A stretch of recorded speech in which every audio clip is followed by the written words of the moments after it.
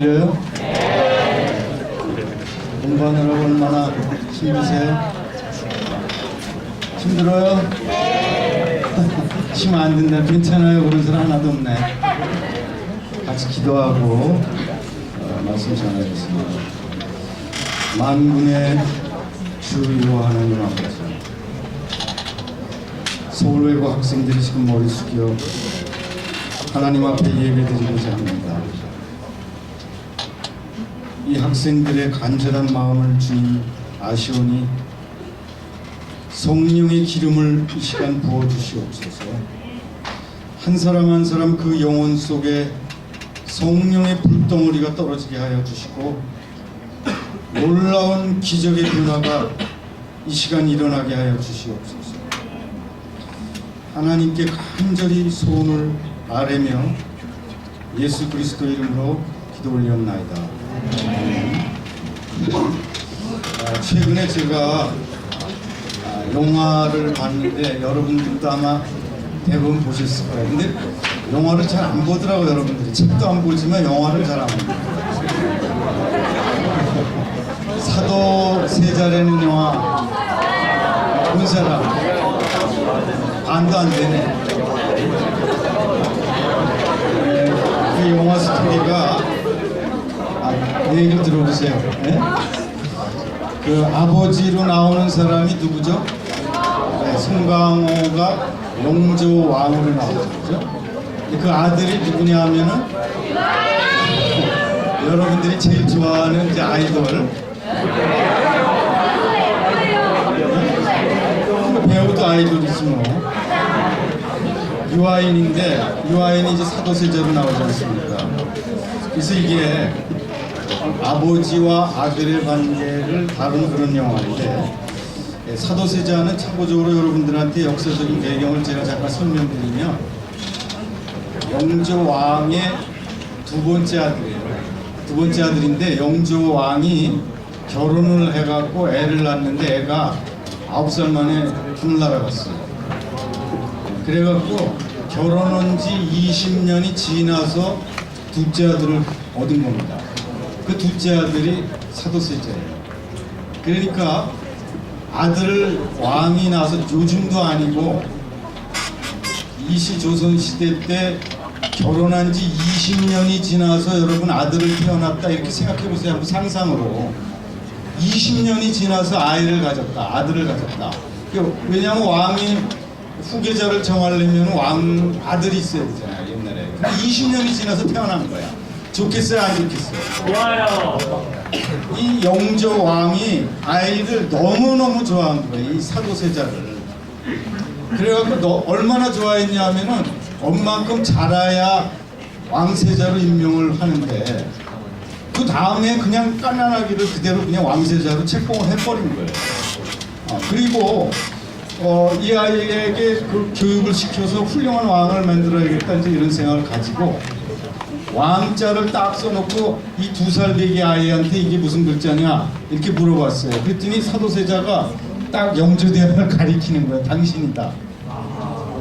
그 다음에 이제 세자자를 써놓고 세자 이렇게 써놓고 이게 무슨 뜻이냐 그랬더니 나. 굉장히 탁월한 자질을 가졌다는 거예요. 그러니까 영조 왕도 아버지도 20년 만에 왕을 후계자를 임명해 줄 사람을 태어났으니까 기쁜 데다가 또 이 아이가 엄청난 자질을 가지고 태어났으니까 굉장히 좋아한 거예요. 근데 참고적으로 여러분들이 아셔야 될 게 영조 왕도 마찬가지로 왕의 아들이 아니었어요. 영조 왕의 어머니가 무당 같은 무술이 출신이었어요. 그래서 그거에 대한 열등감이 굉장히 많았던 사람이에요. 그래서 왕의 그 부하들이 신하들이 저 사람은 말이야 청민 출신이 왕이 됐다 이런 소리를 하는 것 때문에 열등감을 많이 가졌던 그런 왕입니다. 그래서 그것을 극복하기 위해서 이 영조 왕이 엄청난 공부와 자기 관리를 했다고. 하루에 15시간 이상씩 공부를 했다고. 이게 대부분 이렇게 완벽하게 노력하는 완벽주의자들은 자기 아들을 때려잡거든요. 이 아들이 사도세자가 태어났는데 사도세자를 훌륭한 그 왕을 만들었으면 좋겠다 이런 생각이 굉장히 강했던 거예요. 그래서 그 영화에 보면은 송강호가 그 사도세자인 유아인한테 물어봐요. 뭐라고 물어보냐 하면 글을 읽는 것이 좋으냐 싫으냐. 공부하는 건데 여러분한테 물어보는 거하고 똑같은 거야. 여러분 공부하는 게 좋아요 싫어요? 그러니까 여기 대단한 사람입니다. 이 유아인이가 뭐라고 대답을 하냐 하면 싫을 때가 많습니다. 굉장히 솔직하게 얘기를 하는 거예요. 근데 영조는 사도세자는 뭘 좋아했냐면요, 무술을 좋아하면서 술 먹고 노는 이런 걸 굉장히 좋아했어요. 근데 영조대왕은 훌륭한 왕을 만들기 위해서, 후계자를 만들기 위해서 그 나라를 위해서 그렇게 생각했겠죠. 책을 읽어라, 공부를 해라. 계속해서 그렇게 얘기를 하다 나중에 말을 안 들으니까 어떻게 얘기를 했냐면, 오늘부터 매일 무슨 책을 읽었고 어느 날은 뭘 했고 어느 강편을 읽었고 어느 부분을 읽었고 읽은 게 무슨 뜻이고 어떤 소감이 뭐고 이런 걸 매일매일 써서 내라. 이런 지시를 이제 사도세자한테 한 겁니다. 그러니까 요즘 말로 하면 너는 국영수가 중요하니까 대학 가려면 국영수를 열심히 해라, 이렇게 얘기를 하는데, 아들은 지금 뭘 좋아하냐면 예체능을 좋아해. 문제가 생기는 거예요. 또 부모님은, 어머니하고 아버님이 너는 스카이 대학에 가야 된다, 그렇게 말씀하시는데, 얘는 뭘 어디를 가기 좋아하냐면 뭐 예를 들면 육부사관학교를 간다든지 무슨 예술대학을 가고 종합예술대학을 가고 싶다든지 뭐 그런 생각을 갖고 있는 거예요. 그래갖고 뭐 영화에서 그런 게 많이 나옵니다만은 변호사 된 아버지가 아들한테 변호사가 되기를 원해갖고 법률 공부를 해라. 근데 자기는 뭐가 되고 싶냐면 헤어 디자이너, 뭐 셰프가 되고 싶은 거예요. 또 그런 관심이 없어. 그러니까 그거에 대해서 이제 강요를 받고 압박을 받고 그러다 보니까 스트레스가 쌓이면서 부자간에 이제 비극적인, 서로 사랑하면서 비극적인 그런 일이 이제 발생하게 되는 겁니다. 이러한 갈등이 이제 영조 대왕하고 사도세자 간에 자꾸 갈등이 생기기 시작한 거예요. 그러면서 사도세자가 15살 됐을 때 영조왕이 뭘 발표하냐 하면 대리청정을 하겠다. 대리청정은 뭐냐면 왕이 뒤에 앉아 있고 자기 아들은 사도세자가 장관들을 다 앉혀놓고 어떤 사안이 왔어요. 외국이 침략하려고 한다. 일본에서 왔다, 미국에서 왔다. 자, 그럼 네가 만나서 결정을 해라. 근데 왕이 뒤에 앉아 있는 거예요.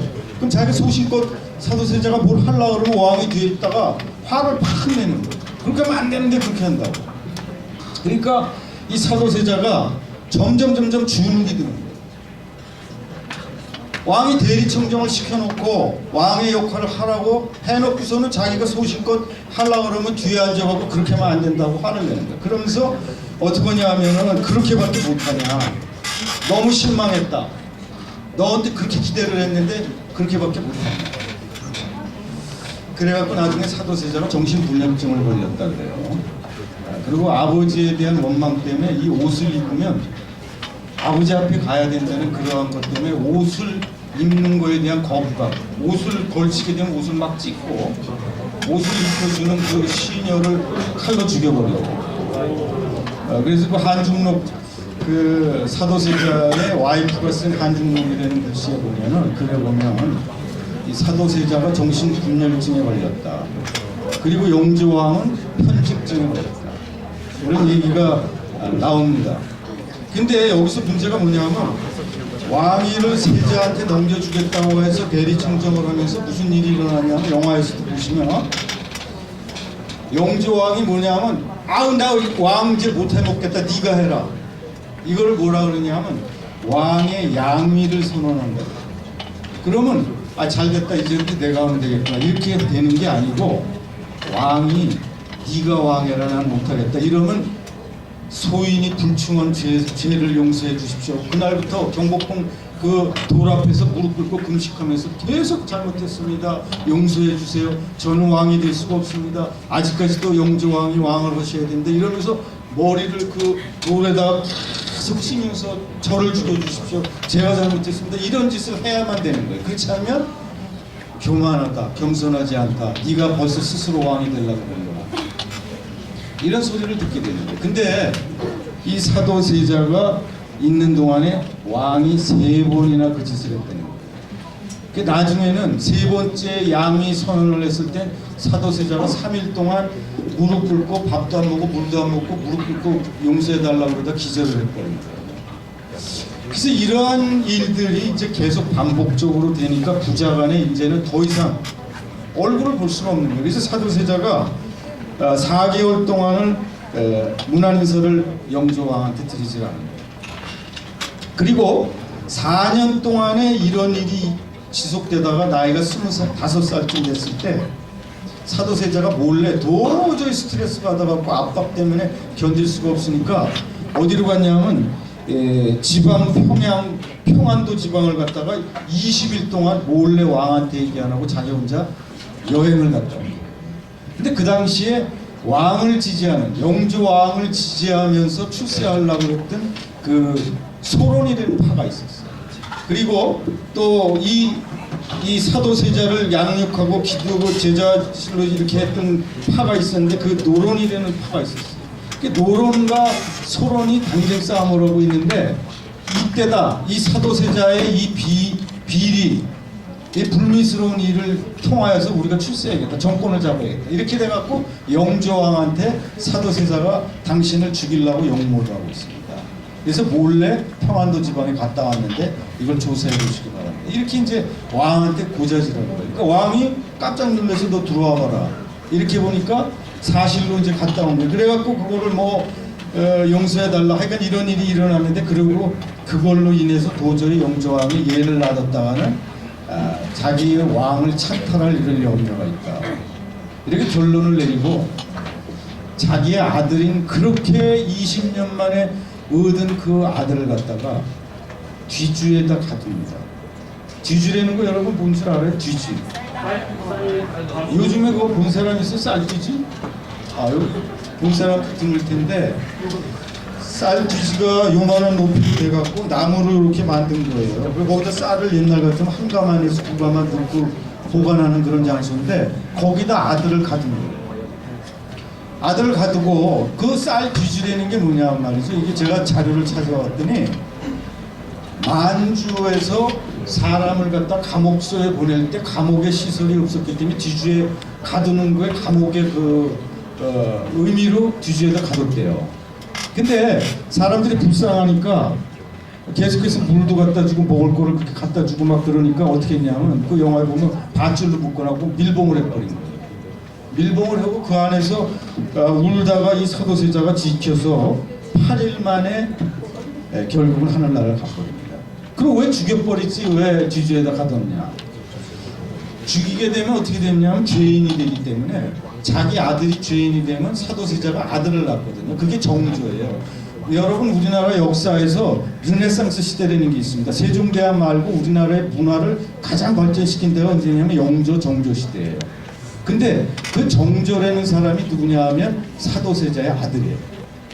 사도세자의 아들만 남자가 있는데 사도세자를 왕으로 시키려다가 이제 남자가 없는 거예요. 근데 사도세자가 결혼해갖고 아들을 낳는데 그게 정조인데 그 아들을 왕으로 삼으려면 사도세자를 죄인으로 모를 수가 없는 거예요. 그래갖고 사약을 줘서 사형을 시키지 못한 거예요. 그리고 뒤주에 가둬놓고 8일째 만에 이렇게 이제 그 아들을 죽게 되는 이러한 비극적인 이러한 일이 생겼는데 훌륭한 아들을 만들기 위해서 엄격한 아버지와 기대에 못 미치는 아들의 갈등 관계, 자기 주장과 생각을 주장하여 평행선을 달리다가 부자간에 비극으로 치달은 이런 스토리거든요. 자, 여기서부터 제가 여쭤보려고 해요, 여러분한테. 여러분은 어떻습니까? 뭐 겉으로 얘기 안 하셔도 좋아요. 좋은 학교를 가기를 원하고 공부 잘하기를 원하는 부모님, 그 부모님의 뜻과 여러분의 지금 그 16세, 17세, 18세에 자기의 꿈을 살피기를 원하고 자기의 뜻을 펼치기를 원하는 여러분의 꿈과 그것이 상충됐을 때 여러분이 받는 그 스트레스, 또 한국의 특별한 입시제도의 그 문제점 때문에 무조건 대학에만 들어가야 되는 그걸로서 인간을 평가하고 서열화하는 그러한 문화 속에서 여러분이 갖고 있는 그러한 어려움들, 그건 어떠신지 모르겠어요. 저는 오늘 이 주제를 여러분한테 말씀드리면서 솔직히 전 여러분들한테 지금 영조대왕이 사도세자가 태어났을 때 미워했습니까? 좋아했습니까? 좋아한 정도가 아니라 뭐 엄청나게 사랑했잖아요. 자기 아들 20년 만에 낳은 아들인데. 근데 어떻게 해서 그 아들을 지주에다 가둬놓고 죽여야만 되겠습니까? 뭐 때문에 그렇게 했냐는 거예요. 그리고 사도세자는 자기 아버지인데 도망을 다니고 몰래 가고 말을 안 듣고 아버지가 하려는 건 다 안 하고 미친놈처럼 행세하고 사람을 자기 궁녀를 옷 입혀주는 궁녀를 막 칼로 찔러 죽이고 이러한 비극이 사극에서만 나오는 얘기냐는 거예요. 현대에 나오는 여러분 신문에 봐봐요. 엄마를 죽이고 아버지를 죽이고 그런 사람들 요새 뉴스 신문에 계속 나지 않습니까? 그 처음부터 그랬겠어요, 이 사람들이? 왜 그런 일이 일어났냐는 겁니다. 오늘 본문에 보면 본문에 한 부자의 스토리가 나오기 때문에 제가 그것을 인용한 거예요. 사도세자 얘기를 왜 했냐면 오늘에도 보면은 아버지와 아들의 스토리가 나오는데 아버지 이름이 아브라함이에요. 네, 그리고 아들의 이름이 이삭인데 지금 아브라함이 아들을 낳은 나이가 지금 영조대왕보다 더한 거예요. 100살에 이게 아들 처음 아들을 낳은 거예요. 자식이라고 100살에 처음 낳았다고. 근데 그 아들을 지금 이 사람이 120세가 다 된 노인이에요. 지금 힘이 하나도 없어. 아들은 어떤 이삭은 몇 살이냐? 여러분 나이 또래 16, 17, 18세 정도 된 나이야. 혈기왕성해. 120살 먹은 아버지가 자기를 죽이려고 하면 가만히 저항하면 죽일 수가 없어요. 근데 이 스토리가 뭐냐면 120세 된 노인이 100살에 얻은 아들을 영조대왕이 뒤주에다 사도세자를 죽인 것처럼 이삭을 갖다가 지금 잡는 순간이에요.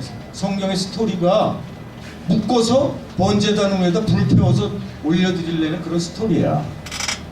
그래서 지금 상황은 달라요. 이유도 달라요. 근데 아버지가 아들을 죽이는 스토리는 똑같다 이거. 응?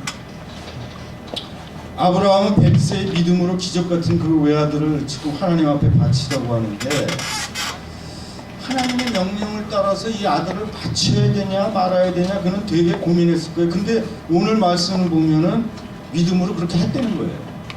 이해가 안 가는 거예요. 그래서 첫 번째 제가 말씀드리고 싶은 게 뭐냐면 뭐가 그럼 영조하고 사도세자의 경우하고 아브라함하고 이삭의 경우가 다르냐. 이 스토리에서 뭐가 다르냐. 지금 영조는 말이죠. 사도세자가 자기 말을 안 듣는 거야. 훌륭한 와름을 시켜야겠다고 생각을 해갖고 공부를 열심히 하라는데 공부를 안 하는 거야. 그러니까 너 내 말 안 들을래? 그러면 혼내줘? 그럼 너 정말 가만 안 둔다? 이게 계속되다가 어떻게 되냐. 뒤주에다 가둬서 죽여버리는 거야. 무슨 얘기냐? 내 욕심, 내 생각, 내 뜻을 이루려다가 자기 자식까지 죽이는 거야. 근데 여기서 아브라함은 뭐냐? 아브라함은 하나님께서 그 아들을 바치라 그 명령을 했기 때문에 하나님의 뜻에 따라서 나를 위해서 아들 이삭을 죽이는 게 아니에요. 네? 이게 뭐냐면 영조는 아들이라도 자식이라도 너는 내 거야. 너는 내 맘대로 해야 돼. 넌 내 맘대로 할 수 있어. 너 법관이 되라. 너 정치인이 되라. 너 공부 잘해라. 너 스카이 들어가라. 너 1등 해라. 내가 누구 돈 대주는 거냐? 너 누구 돈 갖고 공부하는 거야? 이런 얘기 많이 들어봤죠. 그래서 아들을 죽이는 거예요. 근데 아브라함은 뭐냐면 100살에 난 이상 너는 하나님이 주신 거다. 내가 가진 모든 것은 하나님의 것이다. 그렇기 때문에 하나님의 뜻대로 하나님이 달라고 하면 다시 돌려드려야 돼. 이거 자기를 위해서 이삭을 죽이는 게 아니라는 거야. 이게 도무지 얼마 만에 얻은 아들인데도 자기에게 가장 소중한 것 가지도 하나님께 드린다. 그러한 믿음을 테스트하기 위해서 하나님께서 네 아들 이삭을 나한테 바쳐라 이렇게 했다는 겁니다. 여기서 우리가 알 수 있는 게 뭡니까?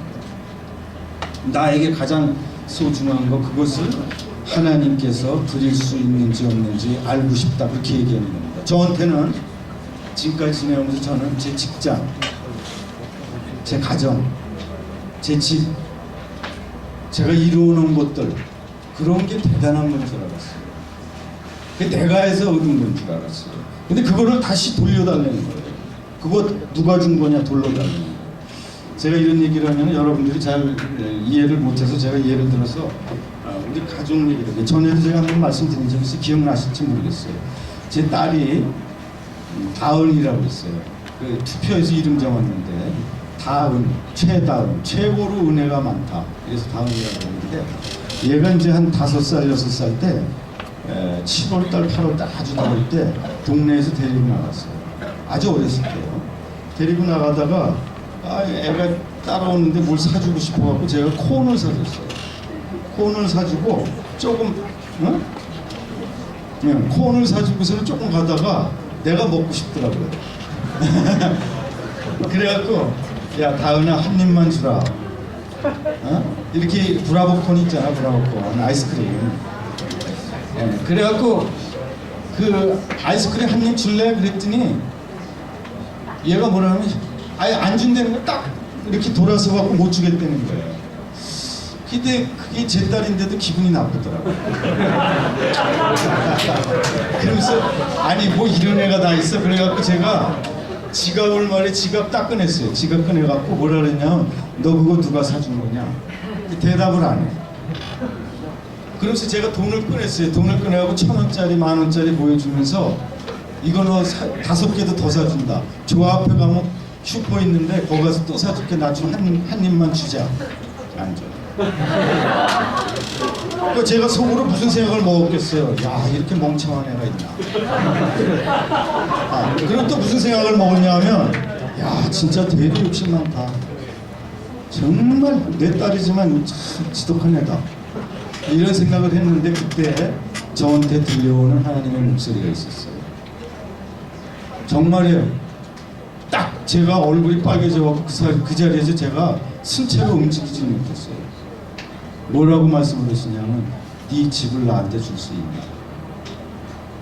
그래서 아니 그거 제가 일생 동안 모르는데 가족들하고 사는데 그걸 어떻게 드립니까? 그걸 누가 준 거냐. 그 제가 돈 벌어서 그렇게 말할 수는 없잖아요. 하나님한테. 하나님이 주신 거죠. 그러면 내가 또 줄 수 있는 말을 못하겠더라고요. 그래갖고 제가 정말이에요. 그 앞에 딱 서갖고 얘를 볼 때는 이렇게 멍청한 애가 있나, 이렇게 욕심쟁이가 있나, 내가 또 줄 수 있는데 그걸 그렇게 모를까 어린아이라도. 그랬는데 나한테 그 음성이 들리니까 너는 직장 그만둘 수 있냐, 나를 위해서 일생을 살 수 있냐. 그거는 제가 조금 가족도 있는데 제가 애들 먹여 살기도 해야 되는데 하나님 너무하신 것 같아요. 입술이 떨어지지가 않더라고요. 그러니까 지금 여러분들이 이런 얘기를 들으면 무슨 남의 스토리를 듣는 것처럼 생각을 하는 거야. 이삭의 얘기를 듣고 아브라함의 얘기를 들으면 성경에 그런 얘기 나와. 그게 여러분의 경우에 여러분에게 가장 소중한 것을 하나님께서 그거 놔줄 수 있냐? 그거 누가 준 거냐? 내가 또 줄 수 있나고 믿냐 안 믿냐? 너 내가 준 거라고 생각하면 나한테 다시 돌려줄 수 있냐? 그 음성을 들을 때 내가 그렇게 할 수가 없었던 거예요. 내가 가진 모든 것들은 다 하나님이 주신 것이다. 여러분한테 소중한 건 뭡니까 지금? 학력입니까? 외모입니까? 친구입니까? 뭐예요 여러분한테? 내놓을 수 없는 거. 난 그거 양보 못해요. 아이폰입니까? 뭡니까? 여러분 사막에 가면요, 제가 성지순례 가서 사막을 가봤거든요. 사막에 가면요, 시나이 반도 뭐 이스라엘 백성이 40년 동안 광야를 헤맸다 그래서 거기 가봤어요. 40도에서 50도 정도 되거든요. 낮에 구름 한 점 없고 피할 데 없어요. 나무 하나 없어요. 거기 물 한 병 안 주잖아요. 1시간만 지나도 더 이상 못 견딜 것 같아요. 근데 거기에 내가 다이아몬드하고 금은을 막 쌓아갖고 갔어요. 이틀 동안 물을 못 먹어. 3일 동안 못 먹어. 그 다이아몬드로 뭘 어떻게 할 거예요? 그 사막에서. 아무 소용없는 겁니다. 그런 거는. 그러니까 무엇이 소중한 것을 알아야 된다는 게 생명수가 소중하다는 거거든요. 모든 것의 근원이 되는 하나님을 믿는 것, 그것이 생명의 근원이 되는 것이에요. 나를 쫓아서 하나님을 버리고 다른 것을 쫓아가면 안 된다. 네가 소중하게 생각하는 거고 다 신기루라는 거예요. 가보면 없어져. 가보면 변해. 하나님 없이 영조대왕처럼 말이에요. 자기 욕심을 내고 또 사도세자처럼 아버지한테 반항하고 말이에요. 자기 뜻대로 움직이려고 그러면 서로 어떻게 돼요? 자기 감옥에 갇혀서 싸우게 돼요. 그럼 비극이 되는 거예요. 통제할 수 없는 분노가 몰아치게 돼요. 그러면 어떻게 돼요? 여러분처럼 문을 쾅 닫고 나가게 돼요. 그리고 막 욕을 하고 대들고 반항하고 자기 욕심대로 하면은 다투게 되기 때문에 여러분의 미래를 하나님 앞에 맡기려는 거예요. 하나님만이 그것을 이루어줄 수 있어요. 아브라함처럼 내가 가장 소중하게 생각하는 것도 바치려는 거예요. 자기 것을 다 드리는 그러한 신앙, 그게 좋은 믿음이 되는 것이죠. 여기서 두 번째, 영조왕은 자기가 약속한 거, 왕위를 넘겨주겠다고 약속한 거를 3번이나 번복하고 지키질 않아요. 그러니까 지키지 않으면서 자기한테 스트레스를 주니까 세자는 자꾸 왕이 미워져. 그러니까 서로 갈등이 깊어지면서 서로 더 싸워. 근데 여기서는 아브라함은 하나님의 약속을 믿고서 했다라고 여기 나오는 거예요. 그러니까 자기 생각대로 하는 게 아니라 하나님의 약속을 믿었던 거예요. 근데 이 약속이요, 이삭을 통해서 네 자손이 많아질 것이다. 그렇게 약속을 해놓고 그 이삭을 나한테 줘라. 그리고 그걸 번제단에 올려라. 이 사람이 말이죠, 이성적으로 이해를 못 하겠는 거예요. 이삭을 통해서 자손이 아주 번성하게 해줄 것이다. 이렇게 약속을 해놓고, 근데 그 이삭을 죽여서 바쳐라. 어떻게 하는 거예요? 참 이해하기 힘든 그 하나님의 약속인데도 불구하고 이 아브라함은 그 약속을 믿었다는 거예요. 그러니까 신앙이라는 건 뭐냐면, 믿음이라는 건 뭐냐면 내 이성대로 되는 거면 믿음이 아니에요. 믿음은 이성을 초월하는 거예요. 네? 하나님께서 뭐라 그러시냐면, 나를 존중하는 자를 나도 존중하겠다. 나를 대접하는 자를 나도 대접하겠다. 여러분이 하나님의 약속을 존중하고 믿고 따라주면 나도 너한테 선물을 주겠다. 근데 네가 나를 무시하고 멸시하고 경시하고 우습게 하면 나도 너를 축복해 주지 않겠다. 세 번째로 마지막으로 무슨 말씀을 하시냐면, 아브라함은 불가능을 가능하게 하시는 하나님이라고 생각했다는 거예요. 죽은 사람을 살릴 수 있다라고 생각했다는 거예요. 이게 굉장히 중요한 거예요, 여러분. 어떠한 상황 속에서도 굉장히 긍정적으로 생각하는 습관을 들이는 거예요. 그 다음에 뭐 근거도 없이 긍정적으로 생각하는 게 아니라, 믿음은 기적을 일으킨다. 믿음은 불가능이 없다. 믿음은 능치 못할 일이 없다. 그 믿음을 갖게 되면 무서운 게 없는 사람이 되는 거예요. 왜냐? 나는 못하지만 하나님께서도 하신다. 하나님께서는 못하실 일이 없다. 나는 연약한 인간이고 난 별 볼 일 없는 인간이지만 하나님은 하실 수 있다. 이렇게 해서 기적이 일어난다는 겁니다. 올바른 사람으로 살아갈 수 있어요. 제가 개인적인 거지만 제가 다시 제 가정 얘기를 제가 하나 하려고 해요. 제가 큰 아들이 있는데 38살이에요 지금. 38살인데 그 친구가 41살 때 그때는 핸드폰이 없었어요. 근데 제가 근무 시간에 이제 가서 일을 하고 있는데 아내가 공중전화로 전화를 제 사무실에 해갖고 막 우는 거야. 느닷없이 말도 안 하고 자꾸 우는 거야. 그래서 왜 그래 정신 차려 그랬더니 큰일 났어요. 왜? 그랬더니 애가 죽어가고 있다는 거야. 그래서 뭐 때문에 그러냐 했더니 동네 병원에 갔더니 동네 병원 의사가 장중첩종이라는 게 있어요. 그게 뭐냐면요, 작은 창자가 큰 창자 안으로 기어 들어가는 거예요. 근데 24시간 안에 그 창자를 끄집어내지 않으면 그 아이가 죽는 거예요. 24시간 안에. 그래갖고 이제 시내 큰 병원으로 이제 택시 타고 옮겼어요. 옮겨갖고 여자가 이제 엄마는 애는 말이죠, 링게를 꽂을 때가 혈관이 없어서 못 꽂아요. 참고적으로는 알아두세요. 어디다가 링게를 꽂냐면 이 이마에 꽂거나 뒤에 아킬레스건을 칼로 끊고서 거기다가 링게를 하거든요. 근데 그거를 보면 엄마는 그 자리에서 쓰러져서 기절해요. 기절해서 저보고 이제 애를 데리고 들어오라 해서 수술실로 들어갑니다. 근데 저보고 의사가 대여섯 명 의사가 들어왔는데 넓적다리를 붙잡고 있으려는 거예요, 양쪽을. 근데 제가 그때 신앙이 없었을 때예요. 근데 자기 자식이 앞에서 죽어가니까요, 저절로 기도가 나와. 기도해본 적이 없는데도 하나님 얘만 살려주시면 제가 시키는 대로 다 할게요. 계속 제발 살려주시면 제가 뭐라도 하겠습니다. 뭐 이런 식으로 기도를 제가 했어요. 근데 애가 그렇게 해서 살아났어요. 이게 나와갖고 그러고 나서 저는 직장 생활하면서 신앙을 또 잊어먹었어요. 그리고 예를 들고 이제 제가 주재원으로 미국을 갔다가 중간에 이제 생략하고 한국에 들어왔는데 한국말을 서툰 데다 한국학교에 들어왔더니 미국은 말이야 취미 위주로 이렇게 공부를 하는데 여기는 입시 위주로 하다 보니까 애가 한국말도 서툰 데다가 적응을 못한 거예요.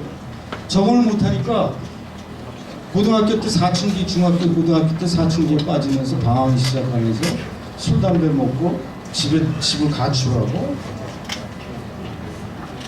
한 학년이 지금 얼마 전에 같이 얘기했는데 뭐라 그러는지 아세요? 자기가 뒤돌아봤더니 400명이 한 학년 자기 학년에 400명이었는데 자기가 399등이었대요. 선생님을 만났더니 선생님이 만나자 그래서 선생님을 만나러 갔어요. 그래서 제가 식사를 대접했어요. 선생님을 선의로. 우리 아이를 가르치니까 수고하신다고 식사를 대접했더니 선생님이 뭐랬는지 알아요? 밥 먹다가 대개 아드님 저 대학 못 가는 건 아시죠? 정말 저는 실망했거든요. 그런데다 집을 가출했죠. 술을 먹죠. 담배를 피죠. 집에를 안 들어오지. 당구장으로 들어오지. 나쁜 사람 사귀지. 제가 하나님 앞에서 무릎 꿇고 얼마나 기도했는지 정말 눈물로 기도했어요. 하나님 왜 이러세요? 제가 뭘 잘못했는데 저 애가 저렇게 되는 거예요. 그 얘기를 길게 하려는 게 아니고 얘가 그러다가 예수 그리스도를 영접했어요. 정말이에요. 죽기 살기도 술을 그렇게 먹던 애가 그날로 술과 담배와 오락을 다 끊고 친구들이 독하다 이런 얘기를 들을 정도의 새 사람이 된 거예요. 그리고 이 아이가 공부하기 시작하는데 3-4시간밖에 안 자고 왜 자기가 놀았는지 모르겠다고 공부하기 시작하는 거예요. 정말 집에 왔다 갔다 할 시간 없으니까 그 앞에 뭐 조그만 데 얻어달라고 그래서 얻어줬는데 잠을 안 자고 먹지라고 공부하기 시작하는 거예요. 정말 놀라운 일이 일어난 거예요. 그러더니 그 또 생략하고 얘가 컴패션에 고아 기관을 하는 그 기관이 있어요. 거기에 통역하러 탤런트 차인표하고 뭐 이런 사람 데리고 텔레방송국에서 인도를 간 거예요. 인도를 갔는데 인도에서 복음을 전하는데 인도는 그 캐스트 제도 때문에 노예가 있어요. 근데 20살 전후되는 그런 여자 노예가 있는데 태어나면서 노예예요. 그 여자가 하는 일은 뭐냐 하면 아침에 눈 떠서 잘 때까지 돌을 깎는 일을 하는. 근데 애를 안고 있는데 그 애도 노예예요. 근데 그 애한테 가서 그 여자한테 가서 예수 그리스도를 증거한 거예요. 그리고 나서 카메라를 들이대면서 영어로 우리 아들이 이제 예수님을 믿으셨으니까 예수님은 뭐든지 해줄 수 있으니까 원하는 거 있으면 얘기해 주세요. 기도해 드리겠습니다. 그 여자가 하는 말이 뭔지 아세요? 하나님의 아들 예수 그리스도를 내 구주로 영접했기 때문에 더 이상 바랄 게 없습니다. 거기서 예수님을 전하러 간 사람들이 다 온 거예요. 뭐 우리가 전하는 거냐? 저 사람이 우리를 전도하는 거냐? 그래갖고 공항에 귀국을 해서 공항에 밤 10시 반에 도착해서 집에 왔는데 집에서 예배를 드리고 가정 예배를 드리고 얘가 직장을 다니는데 뭐라 그러냐면 아버지 어머니 오늘 드릴 말씀이 있습니다. 뭐라 그러냐 했더니 내일부터 직장을 그만두겠습니다. 아니 그 결혼도 안 했는데 직장을 그냥 들어가기도 힘든데 그만두면 어떻게 했더니 고아들 돌보는 그 일을 하겠습니다. 그러니까 엄마도 반대하고 저도 참 말하기가 뭐 직장 그만두면 어떡할까 뭐 이런 생각을 했는데 이 친구가 저한테 하는 얘기가 뭔지 아세요?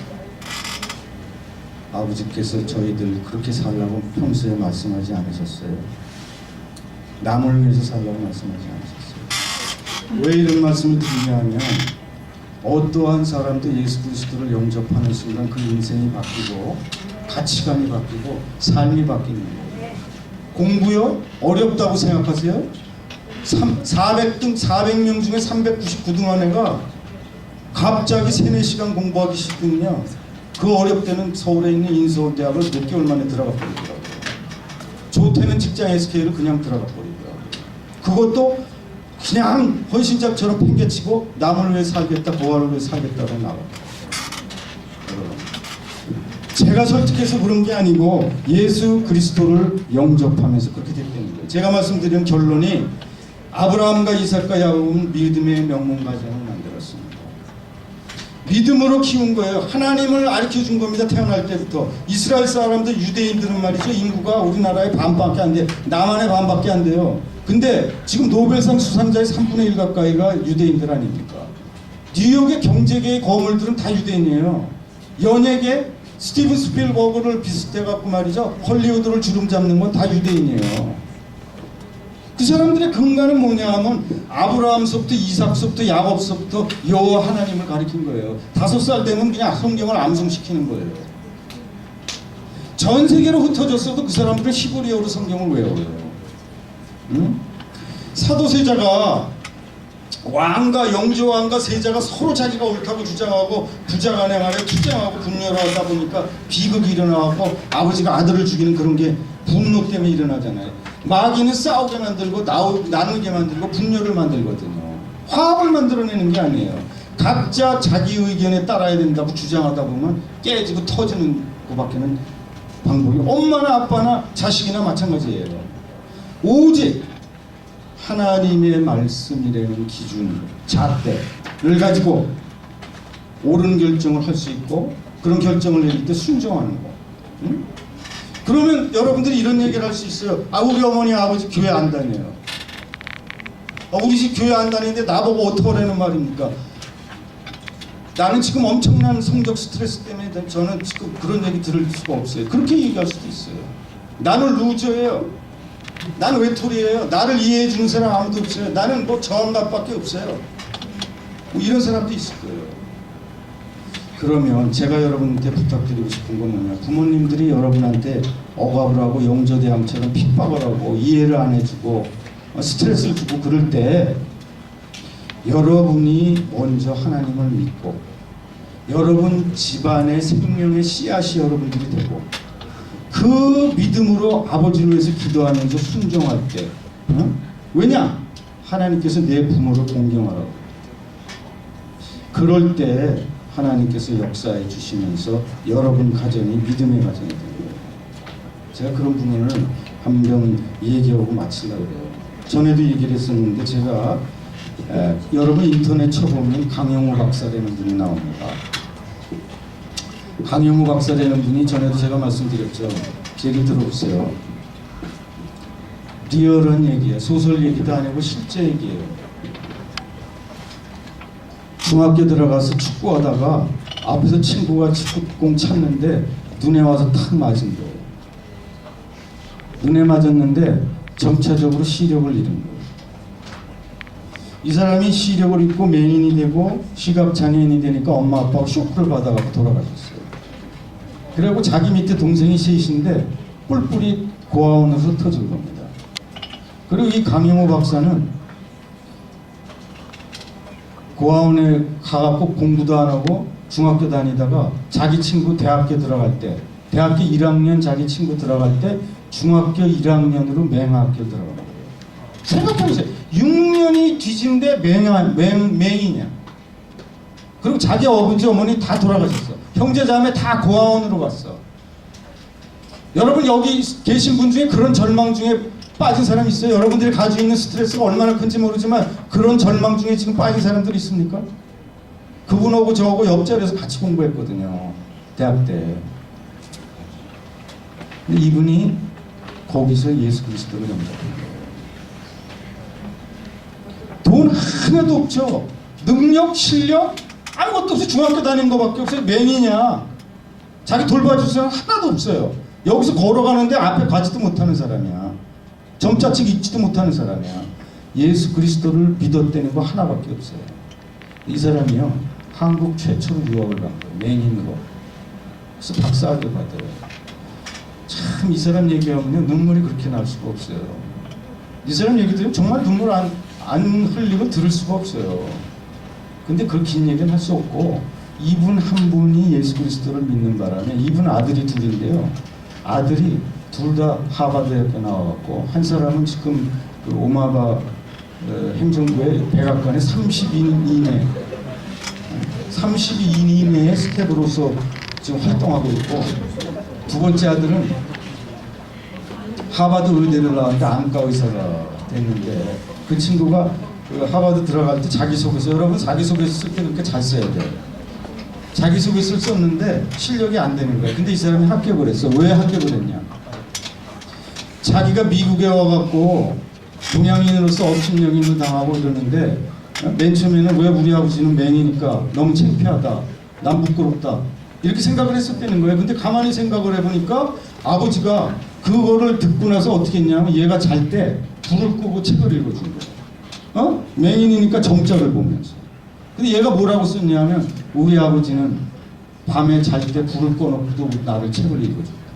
그래서 나는 그 아버지에게 보답하기 위해서 안과 의사가 되고 싶다.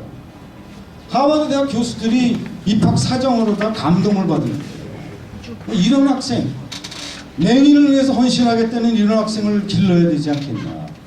굉장히 훌륭한 학생이다. 뽑아야겠다. 그래서 입학을 했다는 겁니다. 이 사람 한 사람 때문에 자기 아들 둘이 박사고요. 자기도 박사고요. 아들 둘도 박사고. 부인도, 아들의 부인도 다 박사고. 그 다음에 고아원에 있던 자기 형제들을 자기가 다 미국으로 초청한 거예요. 거기까지는 좋아요. 자기 형제들의 아이들까지 다 박사가 된 거예요. 지금 박사가 된 걸 제가 얘기하려는 게 아니에요. 강영호 박사 한 사람이 예수 그리스도를 영접함으로 인해서 고아원의 뿔뿔이 흩어지고 장애인이 됐고 부모가 아무도 안 계시고 돈 1원 한 장 없는 그 사람의 온 가족 일가 친척 애들까지 박사가 되는 놀라운 축복이 임하게 됐다는 거예요. 그 사람이 간증할 때 그래요. 나는 시각장애인입니다. 나는 돈이 없습니다. 나는 아무것도 없습니다. 나는 예수 그리스도를 믿은 것밖에 없습니다. 여러분이 집이 지금 여러분이 예수 그리스도를 믿든 부모님들이 교회를 다니든 안 다니든 여러분이 생명의 씨앗이 되는, 여러분이 지금 대학을 위해서 지금 스트레스 받고 성적을 스트레스 받는 거를 하나님의 아들이신 예수 그리스도를 여러분들이 영접해서 그분 앞에 모든 걸 맡기고 기도해 갈 때 여러분 인생의 미래를 그분께서 인도해 주신다는 거예요. 수많은 수천 명, 수만 명, 수십만 명, 수백만 명의 신앙의 위인들의 그 증거들이 있는 거예요. 북한 땅에 왜 그렇게 어려움이 있답니까? 북한과 남한이 똑같은 사람인데 뭐가 다르겠어요?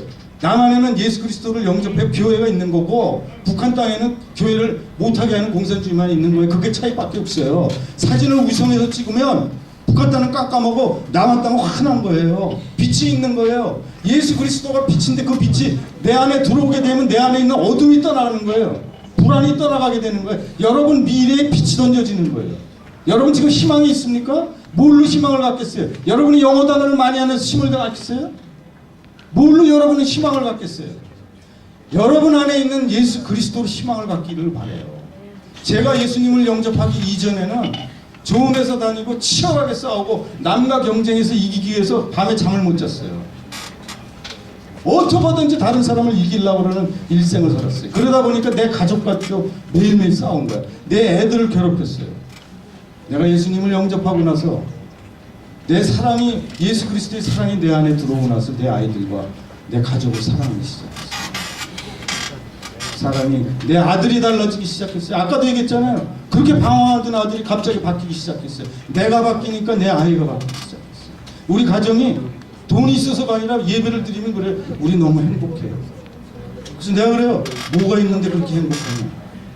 그럼 아들이 뭐라는 줄 알아요? 아버지 돈 없어서 못 하시는 거 있었어요. 예배 드리는 가정 너무너무 행복한 가정입니다. 여러분이 여러분 가정의 행복의 씨앗이 되시길 바랍니다. 자, 다 같이 우리 한번 눈을 감고 기도하겠습니다.